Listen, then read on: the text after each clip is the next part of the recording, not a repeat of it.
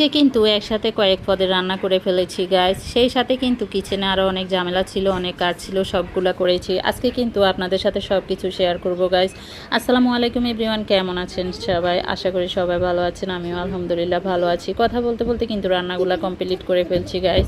আজকে আমি রান্না করেছি পাট শাক ভাজি, সেই সাথে বরবটি, আলু এবং সিসিন্দা একসাথে ভাজি করেছি। আর রান্না করেছি ডাল, একটু লইট্টা মাছ। এখানে দেখতে পেয়েছেন সমুদ্রের বড় সুরমা মাছ ভাজি করেছি। এখন আমি কষানো জলের মধ্যে দিয়ে দিচ্ছি। জাস্ট রান্নাগুলো আমার একদম শেষের পর্যায়ে চলে এসেছে। আসলে রান্না বান্না নিয়ে শুধু পড়ে থাকলে হয় না, সেই সাথে আরও অনেক কাজ করতে হয়।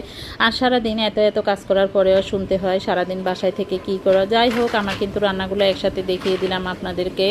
তো গাইস, এখন আমি অন্য একটা কাজে চলে যাব। কি কাজ করছি সেটাও আপনাদেরকে বলে দিচ্ছি। আসলে চুলার পাশটা একদম নোংরা হয়ে গেছে। আমার তো মন চায় প্রতিদিন পরিষ্কার করতে, কিন্তু আমি একজন সংসারিক মানুষ, আমার অনেক কাজ কাম। আসলে একা হাতে সব কাজ করতে গেলে কিন্তু প্রতিদিন সব কাজ করা সম্ভব হয়ে ওঠে না। তাই আমি একদিন পর পর চুলাটাকে পরিষ্কার করি আর এমনি শুকনা নেকড়া দিয়ে একটু মুছে রাখি। আসলে যাই বলেন না কেন, প্রতিদিনের তেল চর্বিতে রান্নাঘরটা প্রচুর পরিমাণে নোংরা হয়, মানে তেল ছিটছিটা ভাব হয়ে যায়। আজকে পরিষ্কার করলে কালকে রান্না করলে কালকে এরকম হয়ে যাবে, কিছু করার নেই।